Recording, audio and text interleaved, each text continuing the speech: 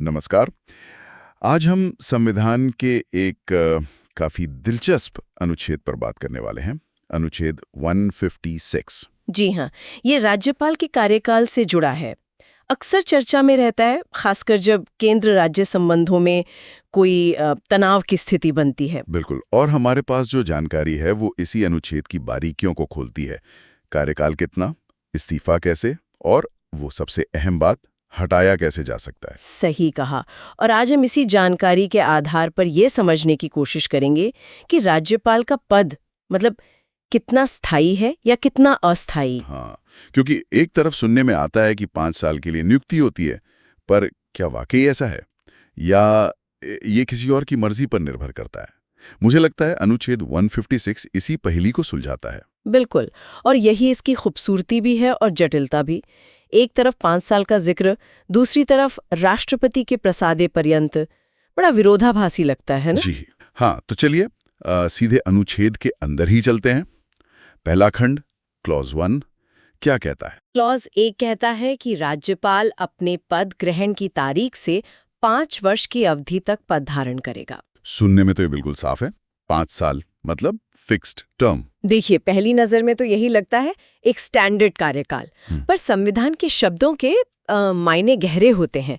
असली बात तो आगे के क्लॉजेस में है। जैसे क्लॉज 2, वो इस्तीफे वाला। जी, क्लॉज 2 कहता है कि राज्यपाल राष्ट्रपति को संबोधित अपने हस्ताक्षर के साथ लेख द्वारा अपना पद त्याग सकेगा।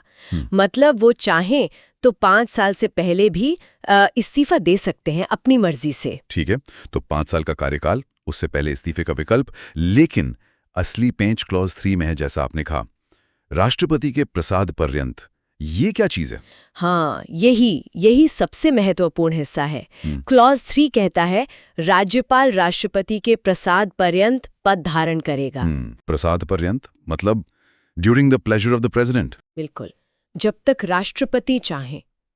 यही वो लाइन है जो राज्यपाल के कार्यकाल पर एक बड़ा प्रश्न चिन्ह लगाती है, उसे अनिश्चित बना देती है। अरे, तो इसका सीधा मतलब ये हुआ कि भले ही क्लॉज 1 में 5 साल लिखा हो, क्लॉज 3 के तहत राष्ट्रपति यानी असल में केंद्र सरकार राज्यपाल को कभी भी हटा सकती है, 5 साल से पहले भी। हाँ, संवैधानिक स्थिति तो यही है।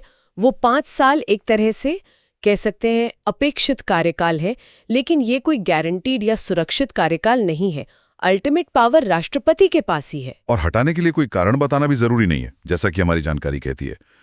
ये तो बहुत बड़ी शक्ति हो गई केंद्र के पास। जी, और यही इस प्रावधान का सबसे विवादास्पद पहलू भी है। हटाने का अधिकार तो है, पर कारण बताने की कोई संवैधानिक बाध्यता नहीं। इसी वजह से राज्यपाल हमेशा एक अनिश्चितता में रहते हैं। कार्यकाल तो कागज पर 5 साल, पर हकीकत में केंद्र सरकार की इच्छा पर। बिल्कुल। अच्छा, कार्यकाल के अलावा जानकारी में कुछ और व्यावहारिक बातें भी हैं, जैसे शपथ कौन दिलाता है राज्यपाल को? हाँ, ये भी प्रक्रिया का हिस्सा है। राज्यपाल को पद की शपथ उस राज्य के हाई कोर्ट के चीफ जस्टिस दिलाते हैं, और अगर चीफ जस्टिस मौजूद न हो तो जो भी सीनियर मोस्ट जज उपलब्ध होते हैं वो शपथ दिलाते हैं। और एक बात और, राष्ट्रपति को हटाने के लिए तो महाभियोग यानी इम्पीचमेंट होता है संसद में। राज्यपाल के लिए ऐसा कुछ नहीं है। नहीं, बिल्कुल नहीं। ये एक बहुत बड़ा फर्क है। राष्ट्रपति के लिए संविधान में बाकायदा एक जटिल प्रक्रिया है, दोनों सदनों में स्पेशल मेजॉरिटी चाहिए, पर राज्यपाल के लिए ऐसा कुछ नहीं। तो फिर हटाया कैसे जाता है? बस राष्ट्रपति के आदेश से? हाँ, बस राष्ट्रपति के आदेश से, जो अनुच्छेद 156(3) की प्रसाद पर्यंत वाली शक्ति से ही आता है। कोई संसदीय प्रक्रिया नहीं, सीधा और सरल। लेकिन सवाल ये उठता है कि संविधान बनाते समय ऐसा क्यों सोचा गया? मतलब इतनी अनिश्चितता क्यों रखी गई? क्या संविधान सभा में इस पर कोई चर्चा हुई थी? डॉक्टर अंबेडकर का क्या विचार था इस पर? हाँ, ये समझना जरूरी है कि इसके पीछे की सोच क्या थी। जानकारी के मुताबिक संविधान सभा में इस पर काफी विचार विमर्श हुआ था। डॉक्टर अंबेडकर और बाकी सदस्यों का मानना था कि राज्यपाल की भूमिका दोहरी होगी। दोहरी कैसे? एक तो वो राज्य का संवैधानिक प्रमुख होगा, और दूसरा वो केंद्र का प्रतिनिधि भी होगा।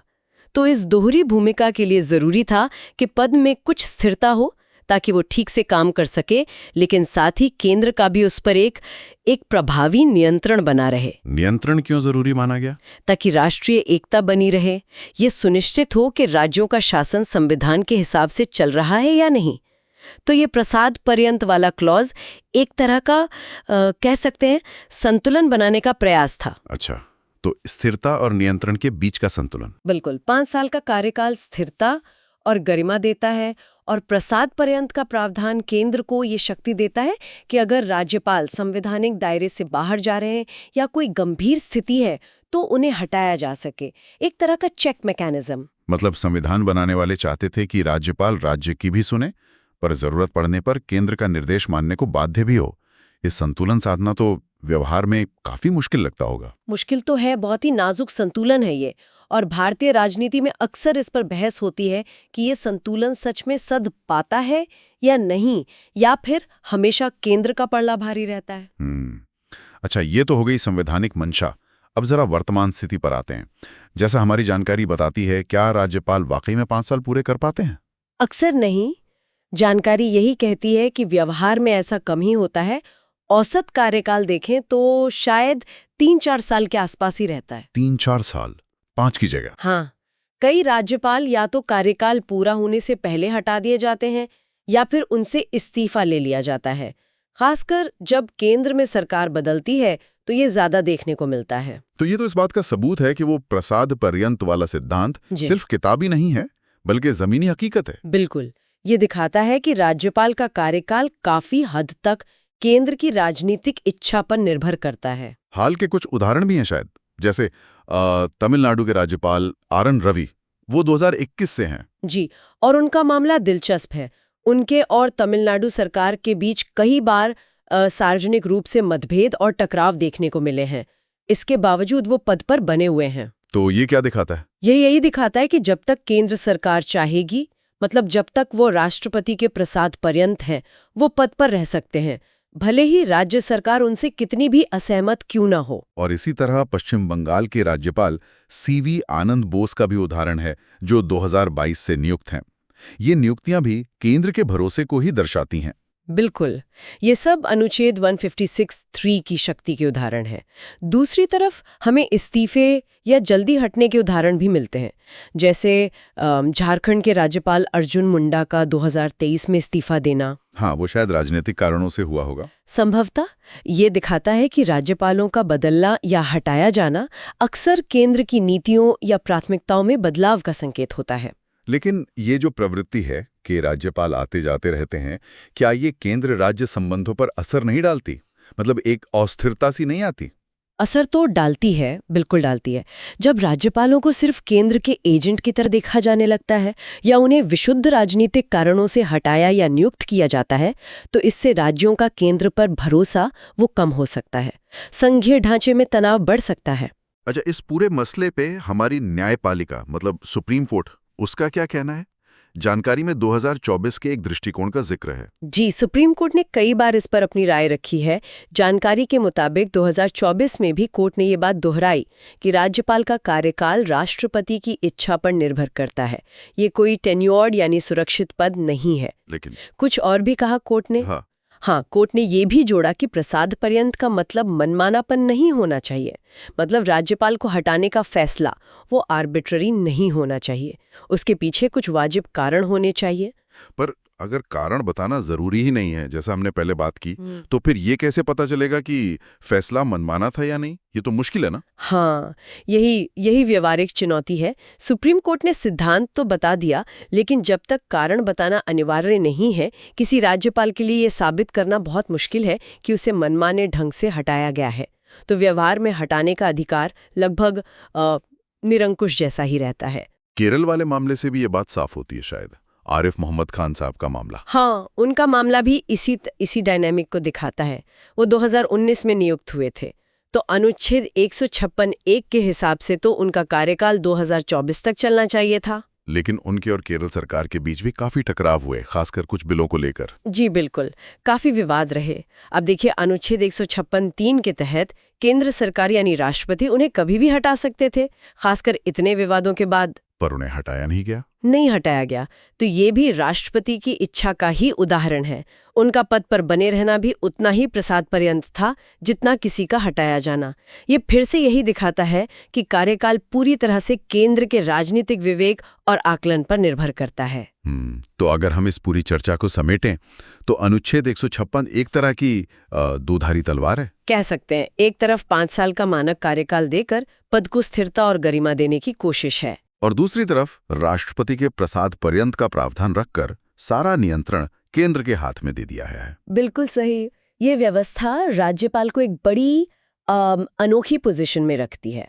वो राज्य का मुखिया है, पर उसकी नौकरी केंद्र पर निर्भर है। ये उसे केंद्र और राज्य के बीच एक पुल भी बनाता है, पर साथ ही केंद्र के प्रति ज्यादा जवाबदेह भी। संविधान बनाने वालों ने शायद सोचा था कि ये संतुलन ठीक काम करेगा, पर असलियत में ये अक्सर विवाद का कारण बन जाता है। हाँ, ये भारतीय संघवाद की एक जटिल पहेली है जिस पर बहस चलती रहती है। राज्यपाल की भूमिका और अनुच्छेद 156 का इस्तेमाल हमेशा से राजनीतिक और न्यायिक चर्चा का विषय रहा है। तो बिचौड़ यही है कि अनुच्छेद 156 राष्ट्रपति के कार्यकाल का टाइमर तो 5 साल पर सेट करता है, लेकिन उसका स्विच राष्ट्रपति यानी केंद्र सरकार के पास है। एकदम, नियुक्ति राष्ट्रपति द्वारा, कार्यकाल राष्ट्रपति की मर्जी पर। यही इस पद की खासियत भी है और चुनौती भी। और यहीं पर हम अपने श्रोताओं के लिए एक सवाल छोड़ सकते हैं। ये जो व्यवस्था है जहां राज्य के संवैधानिक प्रमुख का कार्यकाल इतना ज्यादा केंद्र की इच्छा पर निर्भर करता है, ये केंद्र और राज्यों के बीच शक्ति संतुलन को कैसे प्रभावित करती होगी? क्या यह सहकारी संघवाद, जिसे हम कोऑपरेटिव फेडरलिज्म कहते हैं, उसे मजबूत करती है या उसमें रुकावट डालती है? ये वाकई एक अहम सवाल है और इसका जवाब शायद एक जैसा नहीं रहता, समय और परिस्थितियों के हिसाब से बदलता रहता है। बिल्कुल। तो आज अनुच्छेद 156 पर यह गहरी पड़ताल यहीं समाप्त करते हैं। उम्मीद है राज्यपाल के कार्यकाल से जुड़े ये पहलू समझने में मदद मिली होगी।